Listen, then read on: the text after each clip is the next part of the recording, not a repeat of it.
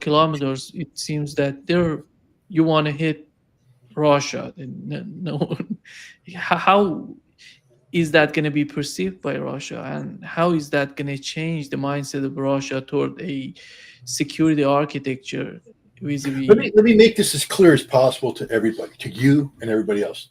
Russia doesn't give a flying you know what.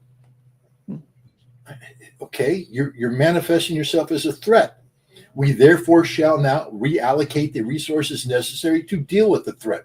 Germany doesn't understand they're playing a game they can't win.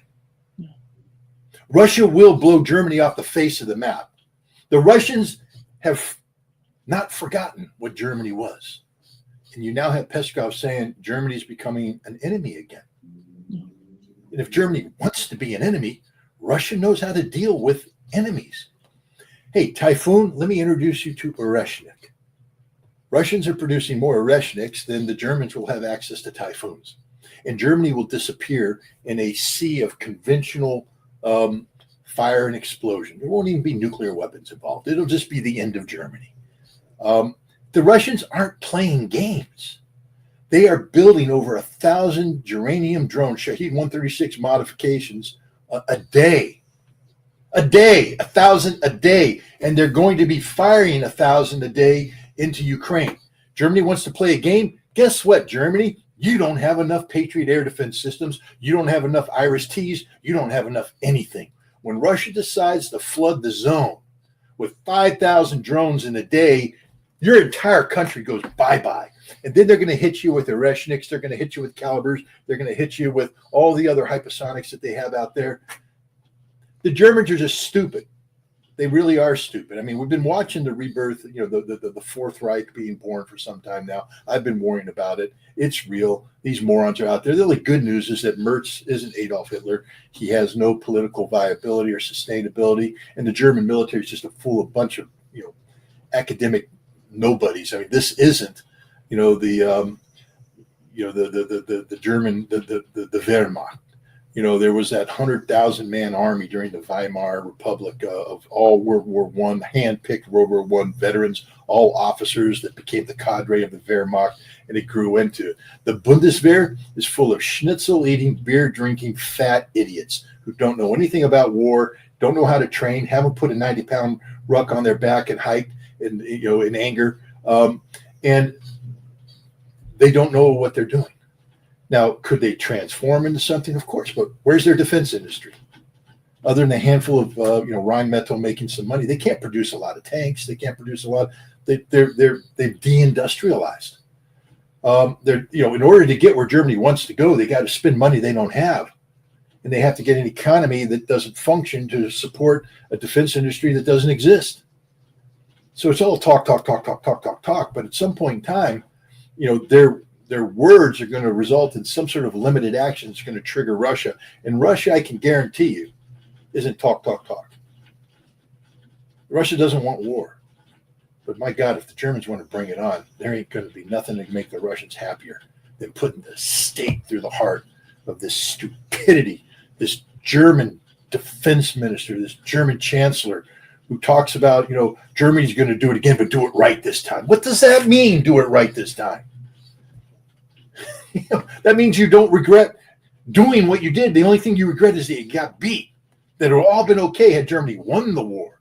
You don't regret anything. You don't regret the Holocaust. You don't regret slaughtering Jews. You don't regret the whole Lebensraum policy you had against the Russians.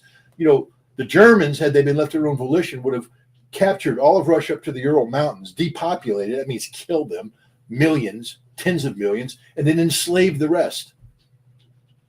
That was doing it right, according to the Germans are a sick society. I hate to say it, but the fact of the matter is, Franklin Roosevelt had it right during the Quebec Conference of 1943.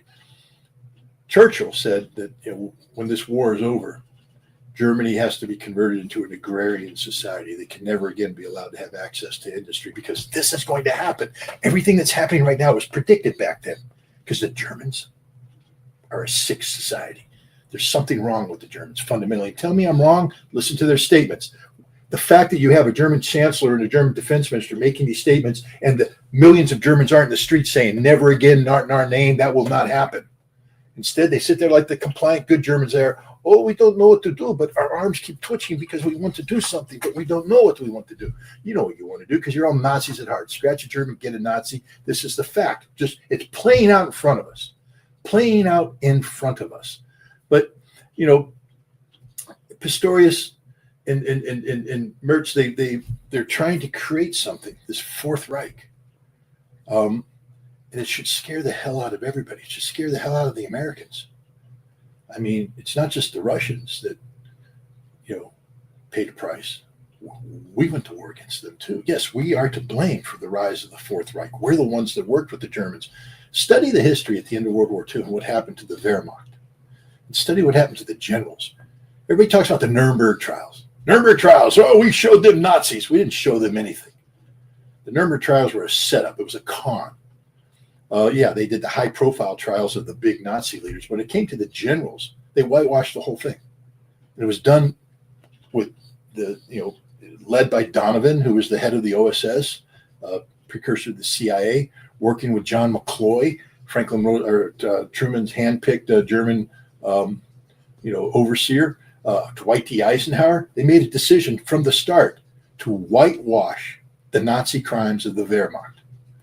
One of the first things that happened after the German generals were captured is they were tasked by Donovan, who was the head of the OSS, to write their history, but write it the way they want the world to perceive the German army as a good army. And they use that to color the defense in the Nuremberg trials. Seidel, who ended up being the first German general to become, you know, commander in the new expanded NATO in 1955, 10 years after he was a Nazi. You know, he was put on trial along with 20 other generals, and they were found guilty of war crimes, killing hundreds of thousands, if not millions, of civilians in Norway, in Greece, in France, and all the occupied zones. He, Seidel, was responsible, found guilty, sentenced to 20 years, didn't serve a day. Why?